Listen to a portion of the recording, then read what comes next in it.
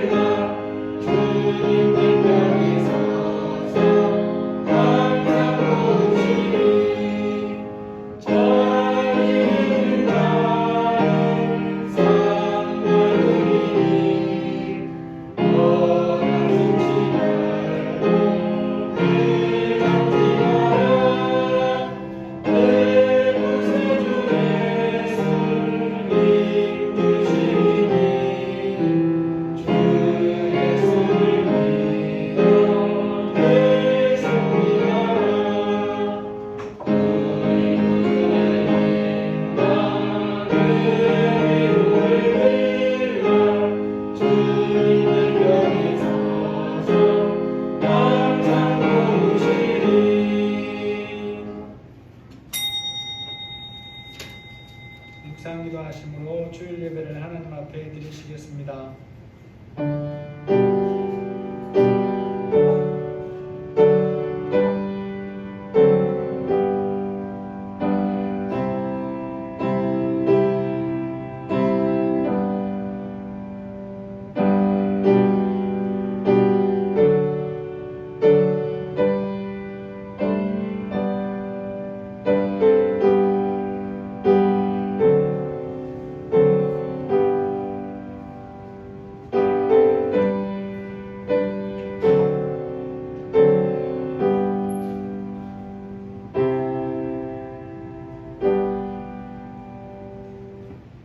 나는 아브라함의 하나님이요 이삭의 하나님이요 야곱의 하나님이라 하신 것을 읽어보지 못하였느냐. 하나님은 죽은 자의 하나님이 아니요 살아있는 자의 하나님이시니라. 하나님 아버지 감사합니다. 오늘도 살아계시고 영원히 살아계시며 우리를 영원한 하나님의 자녀로 부르신 것을 감사합니다. 하나님 자녀다운 이름에 합당한 삶을 살라고 오늘도 우리에게 말씀하시는 것을 감사합니다. 하지만 저희들이 연약해서 불쌍히 하나님 앞에 불쌍히 여김을 받지 않으면 살 수가 없사오니 이 시간 함께하여 주시기를 기도드립니다. 산자의 하나님이신 하나님, 우리가 하나님 앞에 산자로 살아서 살아계신 하나님의 은혜가 풍성한 삶이 되도록 은혜 베푸시고 이 시간에도 함께하여 주옵소서. 예수님의 이름으로 기도합니다. 아멘. 찬송가 70장입니다. 땅을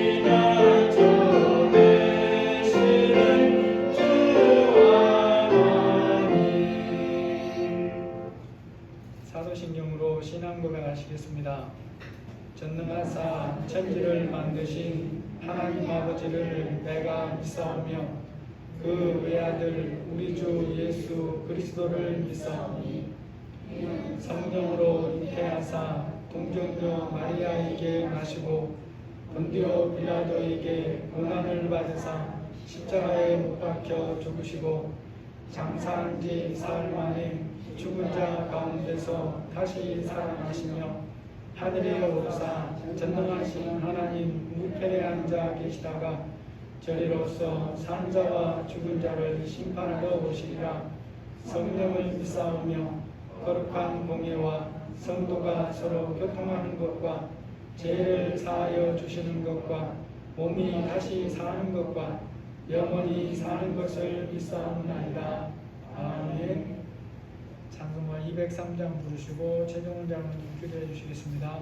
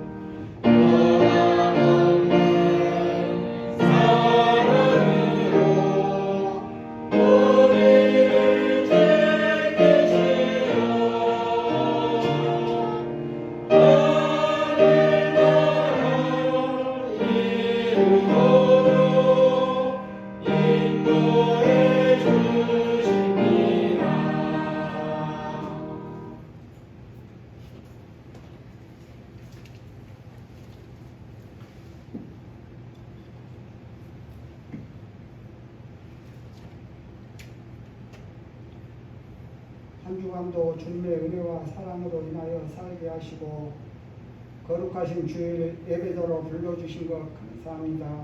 코로나19로 인해 전염병이 장기화되면서 여러 가지 어려운 상황 가운데 놓여있지만 그래도 저희들 소수라도 모여서 예배드리는 것 또한 감사드립니다. 우리 사랑하는 집체들도 흔들리지 않게 하시고 믿음의 주요 온전하게 하시는 예수님만 바라보기를 소망합니다. 한 주간도 성숙한 그리스도인으로서 사랑하고 이해하고 배려하고 용서하며 살기를 원하였지만 내 삶 속에 주님 기쁘시게 하지 못하는 것과 연약한 부분들을 용서하여 주시기를 원합니다. 시편 19편 말씀에 고의로 죄를 짓지 말고 그 죄가 나를 주장하지 못하게 하셔서 큰 죄과에서 벗어나게 해야 한다는 고백처럼 저희를 불쌍히 여겨 주시옵소서. 계속적으로 감염자가 줄어들지 않고 있으며 국민들도 점점 무뎌져 가는 것 같기도 한데 영세 상인들이나 자영업자 등 어려움을 겪고 있는 사람들이 주위에도 많이 있습니다. 백신 접종도 순조롭게 되어서 부작용이 없게 하시고 학생들은 학교로 각자의 삶으로 돌아가기를 원하오니 저희들을 불쌍히 여겨주시고 저희들은 믿음으로 끝까지 인내하게 하여 주시옵소서. 저희 반석교회가 주님의 기쁨이 되기를 원합니다. 서로 세워주며 복음의 빚진 자의 삶을 살기를 원하오니 힘과 지혜를 주시기를 기도드립니다.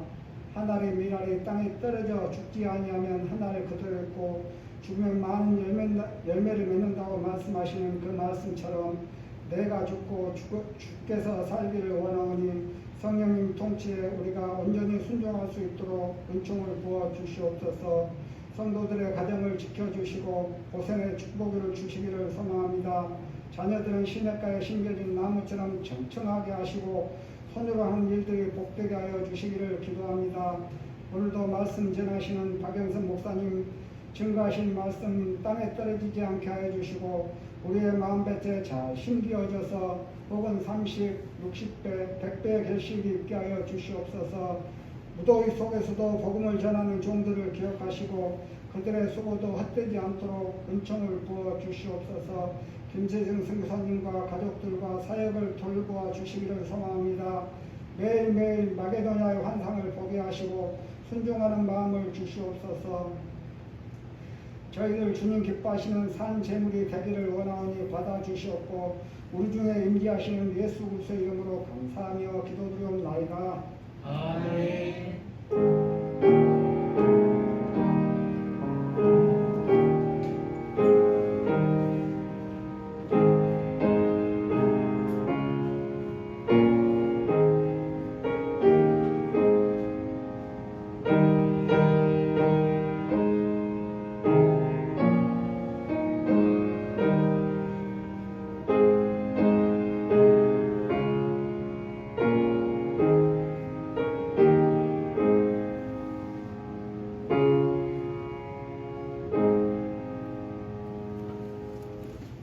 하나님 말씀 시편 14편 1절에서 7절 말씀입니다.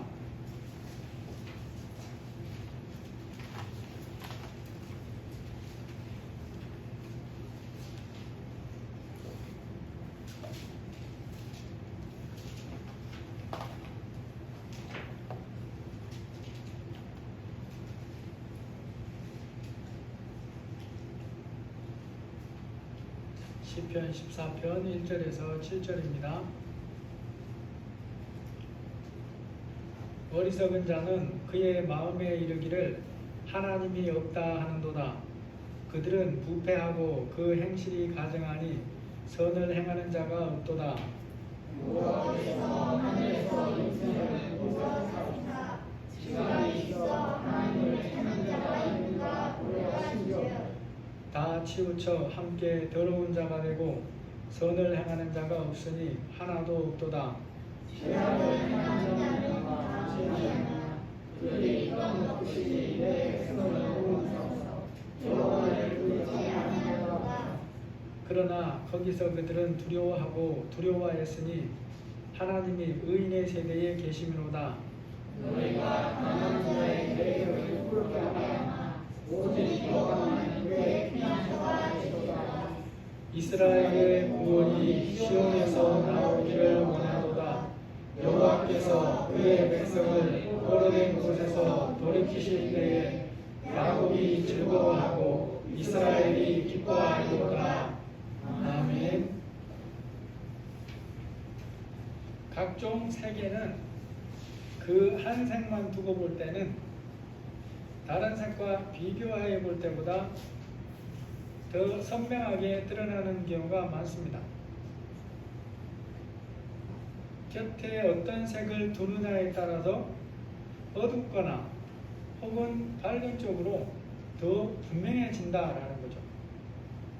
한 가지 예로 회색을 들어볼 수 있습니다. 회색이 이것이 한 가지만 있으면 그것이 무슨 색인지 분명하게 드러나지 않는 경우가 많죠. 그런데 그 옆에 검은색을 함께 두면 어떤 마음이 듭니까? 회색이 하얀색처럼 보이기까지 해요. 완전히 달라졌죠.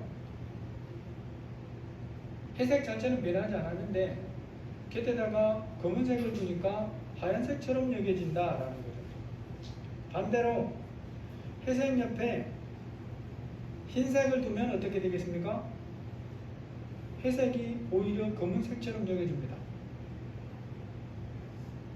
이러한 것에서 우리가 생각해 볼 수 있는 게 있어요. 사람들이 무엇을 보면서 가진 생각도 이럴 수 있다는 것입니다. 그래서 자기 생각을 기준으로 삼으면 상황에 따라 완전히 달라지는 거예요. 어떤 때는 옳다고 여겨지던 일이 상황이 바뀌면 중립이 되기도 하고 때로는 전혀 반대가 되어버리기도 합니다. 여러분, 우리가 이제 정치의 계절이 서서히 다가오는데 이런 말들을 잘 분별을 해야 됩니다. 그래서 여러분이 저나 어떤 사람의 말이 들을 때 분별할 때 뭘로 분별해야 되냐? 우리는 그 사람의 행위를 다 모르니까 말을 통해서 일단 분별할 수밖에 없어요. 그래서 그 사람이 예전에 한 말이 뭔가를 들어봐야 돼요. 예전에 한 말, 그리고 몇 년 전에 한 말, 지금 한 말, 이게 한결같은가?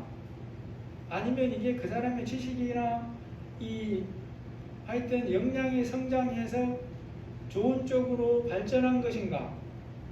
아니면 자기 입장 따라 이전의 것을 완전히 뒤집고 전혀 말도 되지 않는 것을 말하는가? 이것을 분별해야 돼요.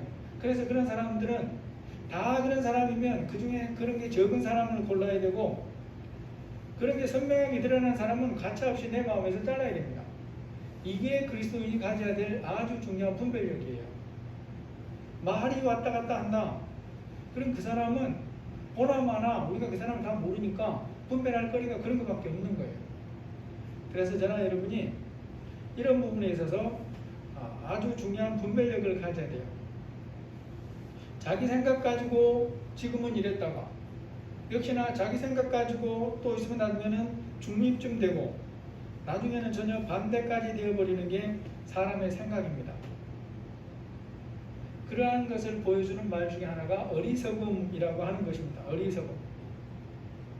주변의 사람들이 특정한 한 사람에 대해서 그 사람은 어리석다라고 말하는 경우 그것이 어떤 정도로 하는 말인가 라는 것은 한 가지가 아니죠. 어떤 상황에서 누구에게 무엇에 대해 하는 말이냐에 따라서 완전히 달라질 수가 있어요. 경제학을 전공한 사람이 가성비를 전혀 따지지 않고 돈을 사용하는 일이 종종 있어요. 그것을 보고 주변 사람들이 어리석다고 말할 수 있어요. 가성비를 따지는 부분에서 그런 행동이 어리석게 보이는 것입니다. 하지만 그 사람은 경제와 관련해서 박사학위를 가진 사람이에요. 그런 경우에 주변 사람들 모두가 그를 아는 사람들이 한 입으로 그 사람은 어리석다라고 말한다고 해서 그 사람이 다른 모든 사람들이 생각하는 것 그런 생각으로 어리석은 사람이냐? 그렇지 않은 거예요. 경제적인 지식에 있어서 대부분의 사람들보다 많은 것을 알고 있는 것입니다. 오히려 매우 유식한 사람이에요. 여러분, 그러면 절대 기준을 가진 하나님께서 하시는 말씀은 우리가 어떻게 보아야 하느냐라는 거죠.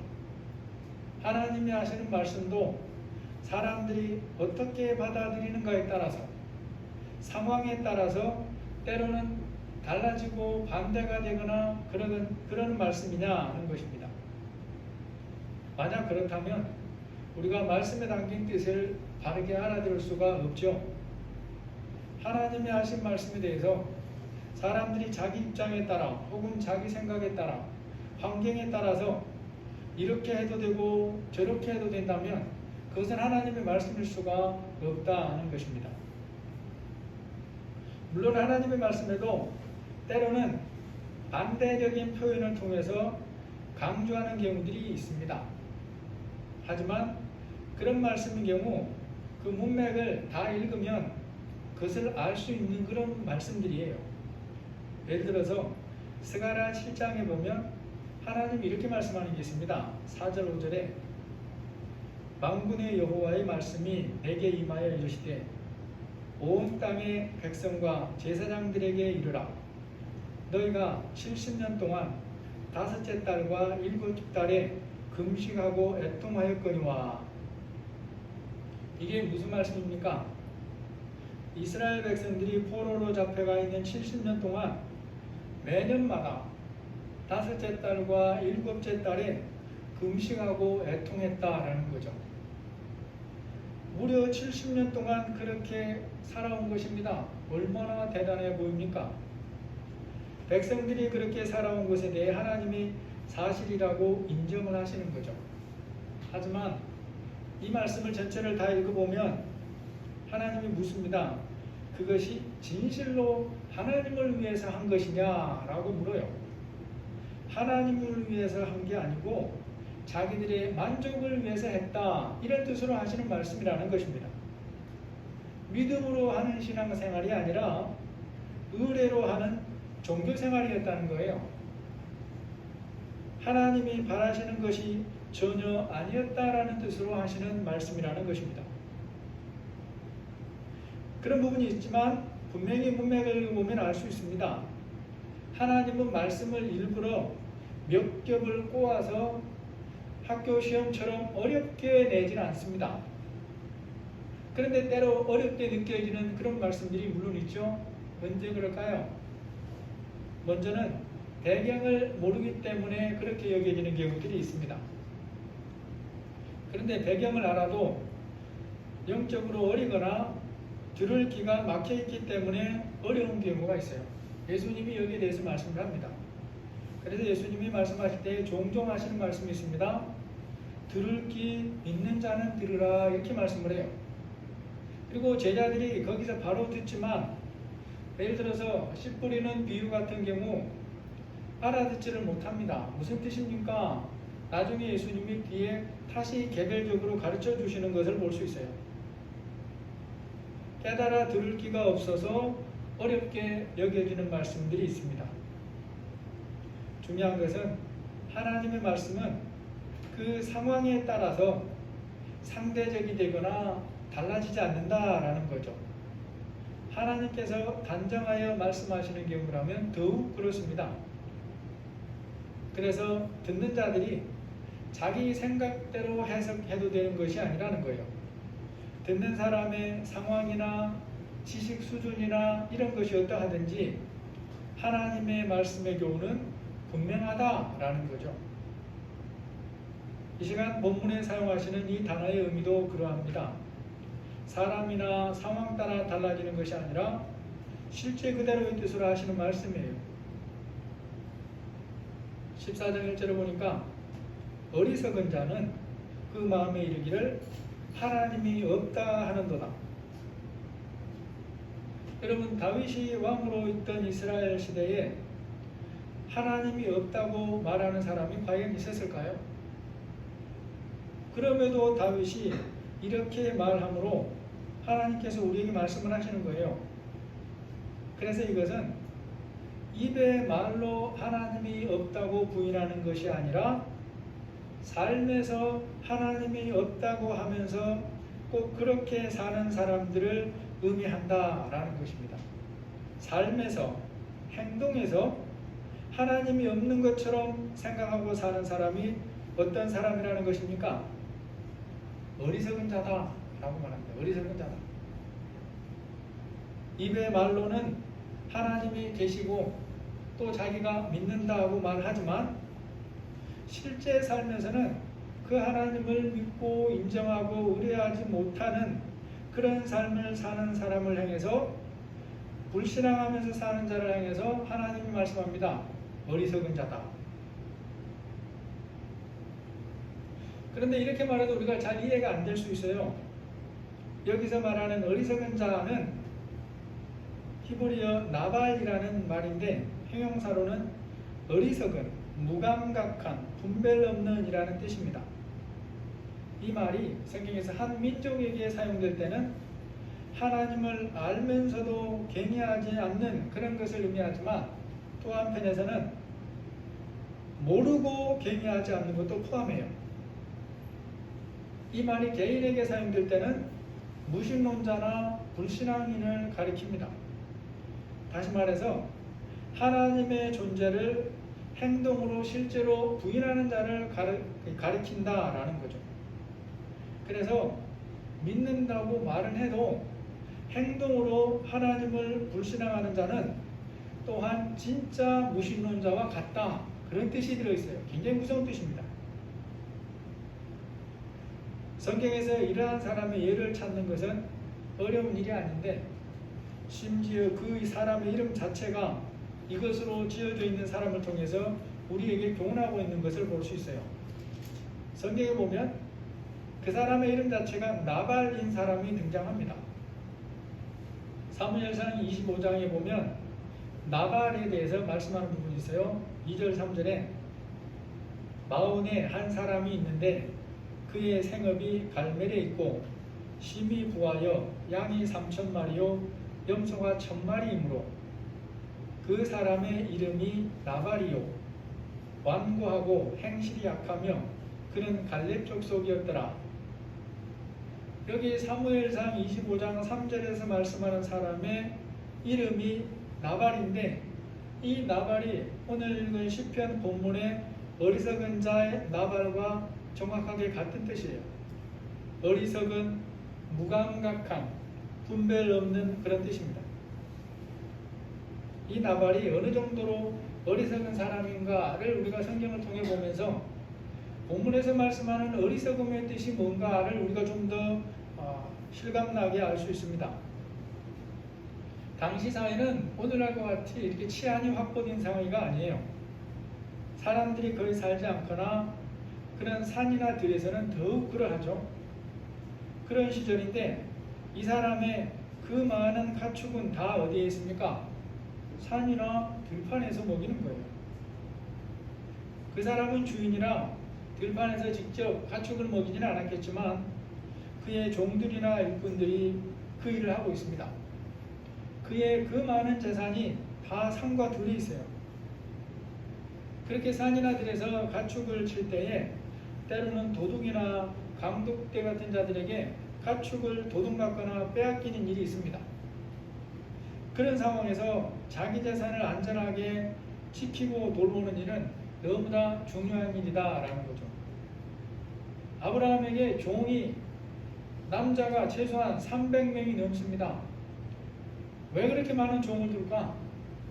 자기 재산을 자기 힘으로 지켜야 되는 거예요. 물론 재산 규모가 엄청나게 커서 그럴 수도 있는데 그것들을 자기 힘으로 지켜야 되는 것입니다. 그런 때문에 다윗과 그 일행들이 나발의 가축 옆에 있어요. 그러므로 자연스럽게 보호를 받았는데 그럼에도 다윗은 그들에게 보호비를 요구하지 않았습니다. 그러다가 이제 그들 양을 치는 자들에게 양털 깎는 때가 잔치하는 것과 같은 때인데 그때 다윗이 사람들을 몇 사람 보내면서 좋은 날에 왔으니까 마음에 있는 대로 음식을 좀 나눠달라라고 정중하게 요청을 했어요. 여러분, 그런 상황에서 만약에 나발이 어리석은 자가 아니라면 어떻게 답하는 것이 마땅하겠습니까? 그동안에 이 다윗의 일행으로 인해서 자기의 많은 가축이 보호를 받았으니까 거기에 대해서 감사하는 마음에서라도 적절한 답례를 해야 지혜로운 사람인 거예요. 그런데 나발은 그렇게 하지 않습니다. 오히려 반대로 행동해요. 거절하는 것조차 모자라서 다윗과 그 일행을 비방하고 조롱하기까지 합니다.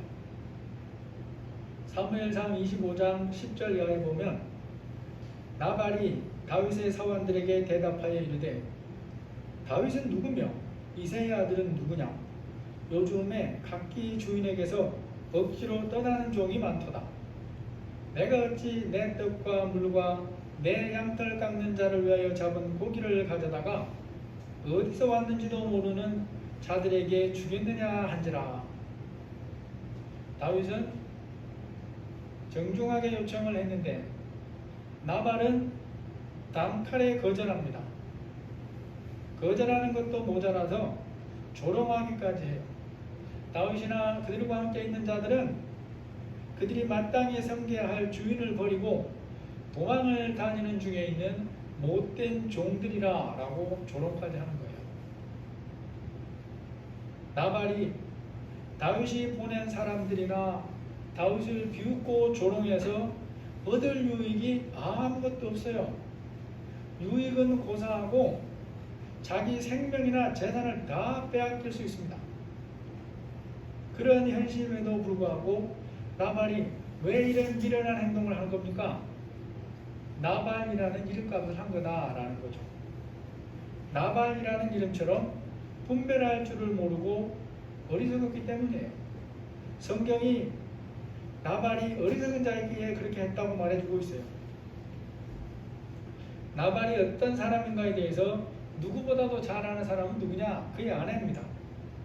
그의 아내가 남편인 나발이 이런 사람이었다고 다윗 앞에서 고백을 하죠. 이 불량한 사람 나발을 개의치 마옵소서.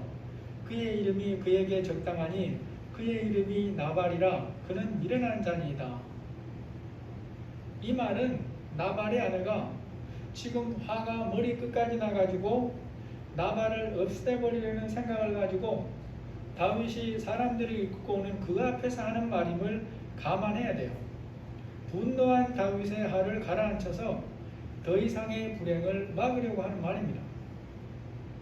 그런 사정을 감안한다 하더라도 독자들은 나발의 아내가 남편이 나발에 대해서 하는 말을 통해 그가 평소에 어떤 사람인가를 우리가 알 수 있어요. 어리석고 미련해서 자신이 마땅히 해야 될 행동이 뭔가에 대한 분별이 없다는 것입니다. 자기 기분대로 말하고 행동하는 사람이라는 거예요. 나발은 현재 자신이 처한 상황이 무엇인지, 그 상황에서 자신이 마땅히 해야 할 행동이 무엇인지를 알지 못하고 자기 목숨을 잃을 수 있다는 것도 알지 못한 채 그저 자기 생각대로 말하고 행동하는 어리석은 사람입니다. 이 시간 본문에서 하나님이 없다고 하는 사람이 바로 이런 사람이에요. 입술의 말이 아니라 삶에서 하나님이 없는 것처럼 하면서 사는 자가 어리석은 자예요. 어리석은 자는 그 마음에 이르기를 하나님이 없다 하는도다. 여러분, 그러면 사람이 자기 능력으로 하나님이 계신지 아니 계신지에 대해서 확인할 수 있는 능력이 아주 조금이라도 있겠습니까? 사람에게는 그런 능력이 전혀 없어요. 좁쌀만큼도 없어요. 하나님이 있는지 없는지 확인할 능력이 자기에는 없음에도 자기 생각을 따라 하나님이 없다고 생각하고 그렇게 사는 사람이 또한 어리석은 자다라는 것입니다. 그러면 이제 여러분, 사람들은 이 말을 어떻게 받아들일까요? 모든 사람들이 하나님의 이 말씀에 그렇다라고 동의하면서 받아들이겠습니까?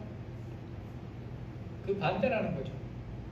그들은 하나님이 없다고 생각하는 사람들을 어리석다라고 하나님 말씀을 거부하고 그렇게 말씀하는 하나님 그렇게 말씀했다고 하는 전하는 사람들을 조롱하기까지 합니다. 사람이 자신의 능력으로는 하나님의 존재 여부를 확인할 능력이 전혀 없음에도 불구하고 하나님은 없다고 말하면서 종종 내세우는 것들이 있어요. 그게 바로 이성으로는 도무지 이해할 수 없는 일들을 만날 때 그렇습니다. 그런 대표적인 일의 경우가 자연재해라고 말해지는 것들이죠. 홍수나 산사태나 태풍 등 소위 말하는 자연재해로 많은 사람들이 죽거나 다치는 일을 보고 하나님이 없다라고 말을 합니다. 하나님이 정말로 있다면 어찌 그런 불행한 일이 일어날 수 있느냐? 하나님이 정말로 존재한다면 그런 일은 당연히 일어나지 않아야 된다라고 말해요. 하나님이 없기 때문에 그런 일이 일어난다고 말하는 것입니다. 또 한 가지 말하는 경우들이 있습니다.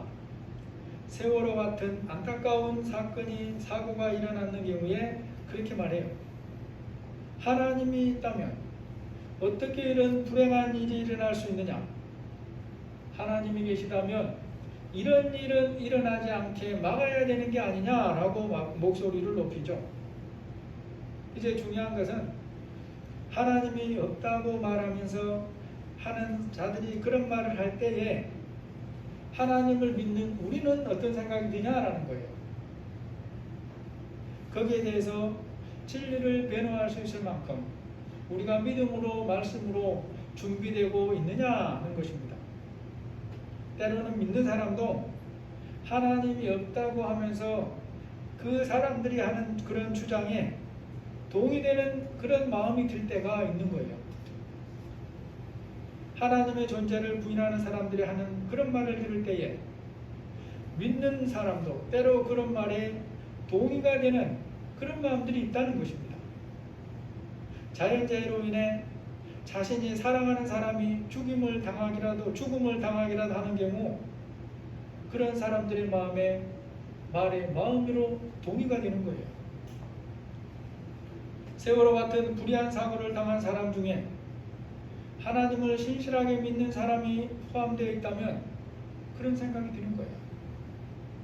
하나님이 정말로 살아 계시다면, 세상을 주관하는 것이 사실이라면, 머리털 숫자까지 다 알고 계신다고 한 것이 사실이라면 어떻게 이런 일이 일어날 수 있을까? 믿는 사람 입장에서도 그런 일을 만날 때에 하나님이 정말로 계시다면 그런 불행한 일이 일어나지 않아야 한다고 하는 그런 생각이 드는 것입니다. 때로 그런 생각을 할 수 있는 것이 보고 생각할 수 있는 능력을 가진 사람, 우리들이 할 수 있다라는 거죠. 하나님을 믿는 우리가 그런 일을 만날 때에 어떻게 행동해야 될까요? 우리의 마음을 어떻게 관리하면서 그럼에도 믿음으로 살기를 계속해야 되느냐는 것입니다. 믿음을 가진 사람이 세상에서 어떤 어려운 일, 이해하지 못하는 일을 만나든지 기억해야 될 것이 있습니다. 하나님은 선하신 분이다 라고 하는 사실을 기억해야 되는 것입니다. 여러분, 이것은 억지로 그럴 것이다 라고 추측하거나 상상해서 붙들라는 것이 아닙니다. 하나님이 선하신 분이라는 것을 하나님이 하신 일을 통해 확인하고 그것을 믿는 믿음을 끝까지 가지고 살아야 된다라는 그런 말씀이에요. 하나님께서 자기 백성 삼은 이스라엘 자손에게 그들이 오직 하나님만 섬겨야 하는 이유를 말씀해 준 게 있습니다. 나는 너를 애굽 땅 종되었던 집에서 인도하여 낸 내 하나님 여호와니라.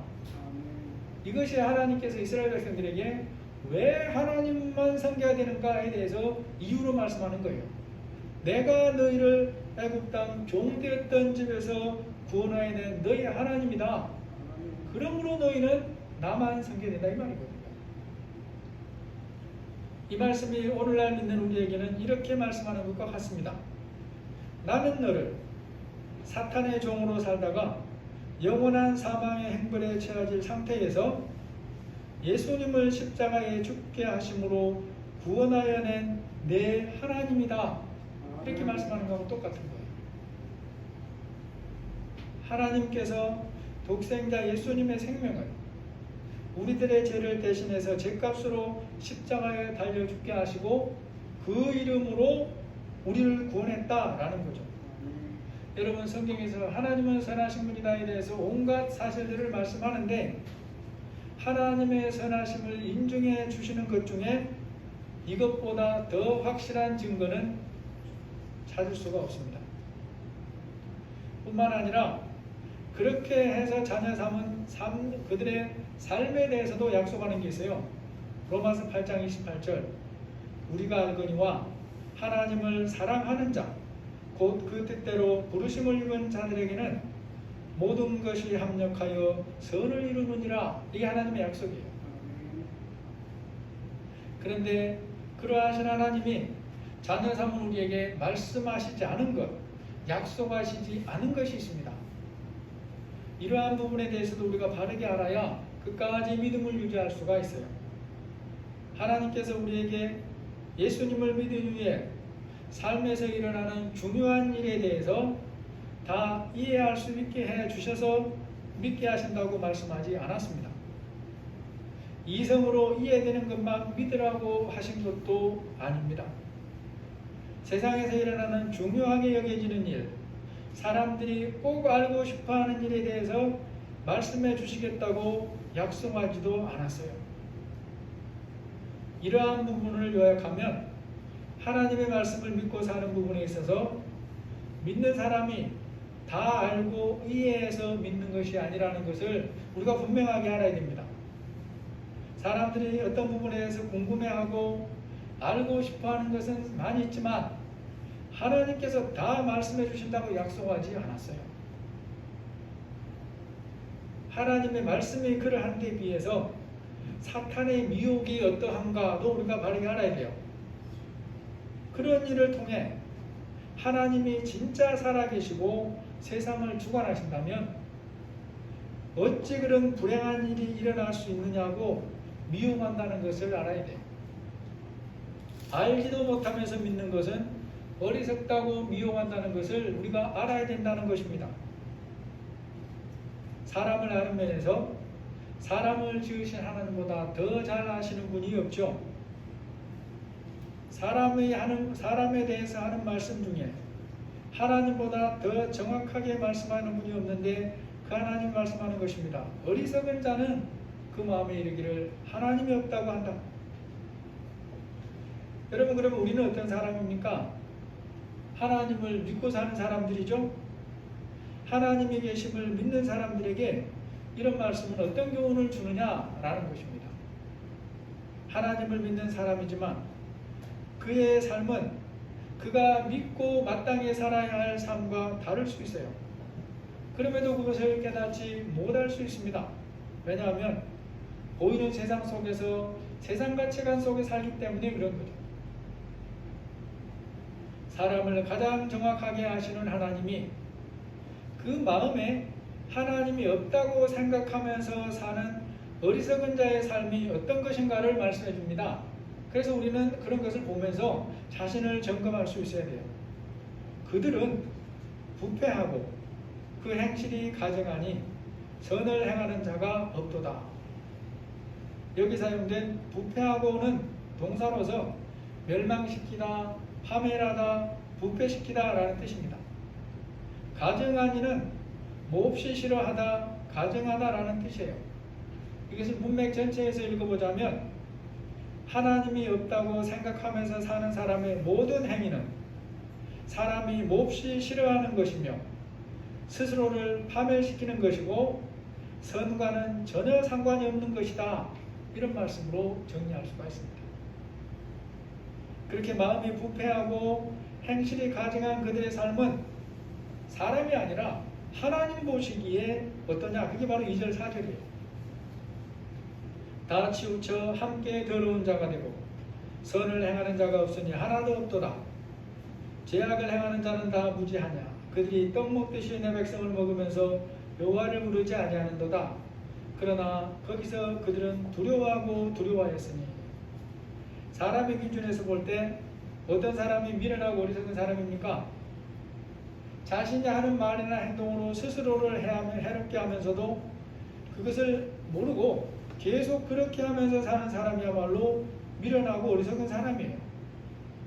삶에서 하나님이 없다고 생각하고 사는 사람은 그 삶이 사람들이 보기에 얼마나 고상하든지 하나님이 보시기에 스스로를 해하는 미련하고 어리석은 사람이다 라는 것입니다. 여러분, 사람에게는 육신의 생명을 마친 후에 영원한 삶이 있습니다. 그런데 그것을 알지 못하고 사니까 어리석은 사람이에요. 윤리도덕을 사람의 기준에서는 가장 높은 수준으로 지키며 산다고 할지라도 영원한 하나님을 모르고 살면 어리석은 사람이다 라고 말씀하는 것입니다. 이것들이 마치 무엇과 같습니까? 바닷가 모래밭에서 무언가를 열심히 만드는 사람과 비슷한 거예요. 물이 빠진 모래밭에서 그 상태가 계속될 것으로 알고 그곳에 무언가를 열심히 짓지만 물이 들어오면 다 사라지게 됩니다. 자기 힘으로는 아무리 애를 써도 밀려오는 바닷물을 막을 수가 없어요. 여러분, 서해에 가보셨겠지만 서해에는 물이 빠지면 7, 8km 아주 그냥 지평선이 보일 만큼 물이 빠집니다. 그 안쪽에서는 어떤 데에서는 물이 다 바싹 마른 적도 있어요. 여기가 설마 물이 들어올까? 이런 생각까지 들 정도가 있어요. 하나님을 믿는 우리가 날마다 말씀으로 자신을 살피면서 살아야 될 이유가 있습니다. 우리도 보이는 세상 속에서 보이는 것만 보면서 살기 때문이에요. 그러한 속에 살기 때문에 날마다 말씀을 기억하고 자기의 모습을 점검하면서 살지 않으면 바닷가 해변을 영원히 살 곳으로 착각할 수가 있다라는 것입니다. 그렇게 살면 인생의 결말이 이러한 것이라고 경고합니다. 그러나 거기서 그들은 두려워하였으니 하나님이 없다고 여기면서 산 삶의 결말이 왜 두려움이냐?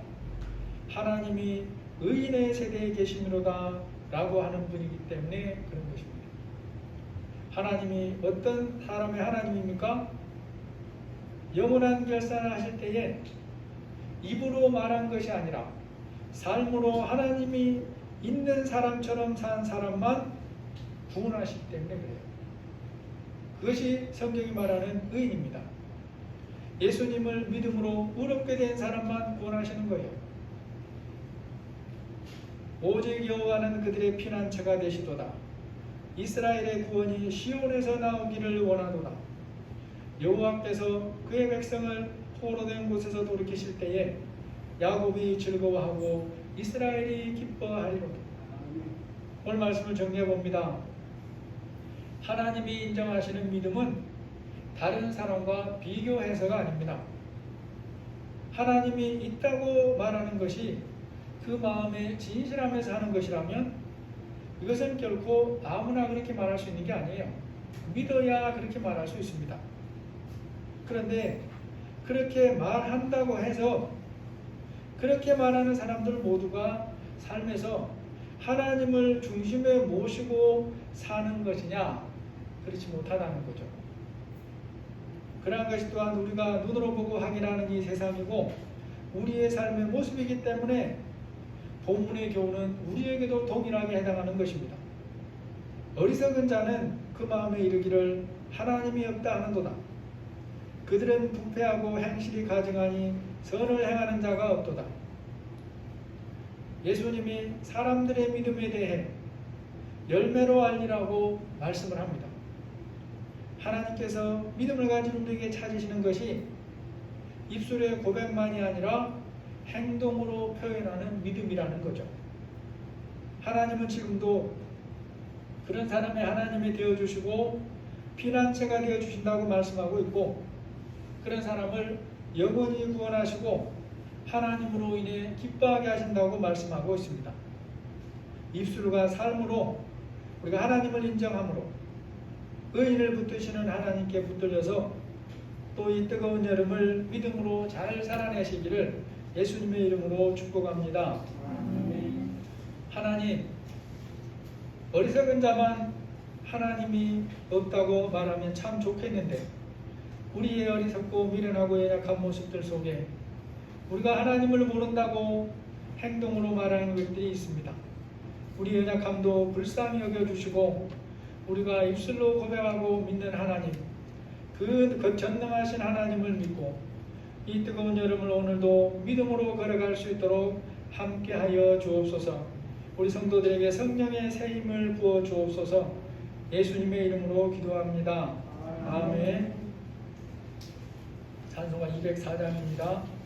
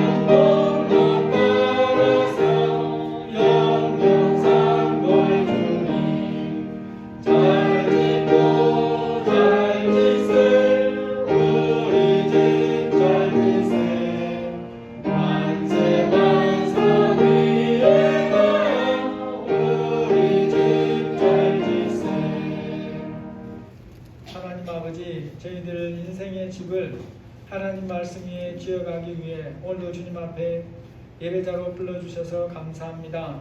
우리 성도들의 가정과 직장과 사업장을 기억하여 주시고 더운 여름 믿음으로 잘 감당할 수 있도록 도와주옵소서. 우리 성도들의 일용할 양식을 주님이 풍성히 허락해 주시고 하나님이 사용하시려는 만큼 풍성한 유통자의 삶을 살도록 은혜를 더하여 주시고 주님 뜻대로 잘 사용할 수 있도록 믿음을 더하여 주옵소서. 예수님의 이름으로 기도합니다. 아멘. 여러분이 뉴스를 보셔서 잘 아시겠지만 백신이 아마 9월 달까지 보면 1차는 70%까지 확실할 것이 지금 정부의 목표라고 합니다. 근데 이제 돌파감염이라는 게 있다 그러잖아요. 그런다 하더라도 맞는 사람은 중증으로 변하는 확률이 훨씬 낮고 그리고 또 실제로 이제 백신이 100% 완벽한 건 아니니까 그런 것이 있을지라도 저의 생각 같으면 가능하면 맞아서 잘 이렇게 지나갈 수 있는 그런 준비들을 우리가 할 수 있는 건 했으면 좋겠다라는 생각이 듭니다.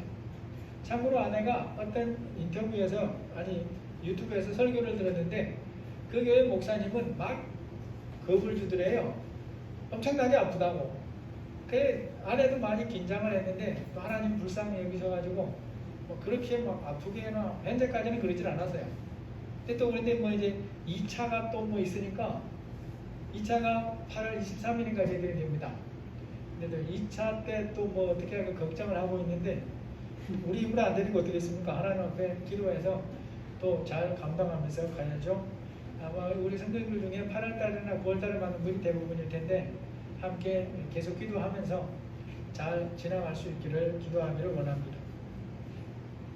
찬송가 330장 부르시고 축도하심으로 예배 마치겠습니다.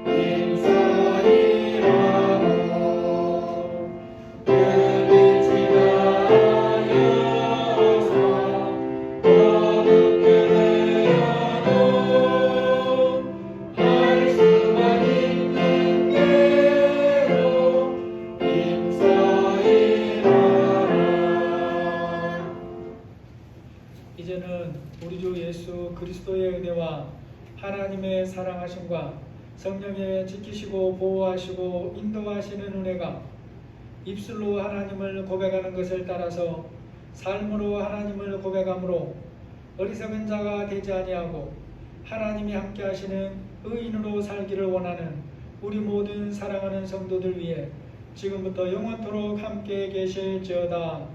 아멘.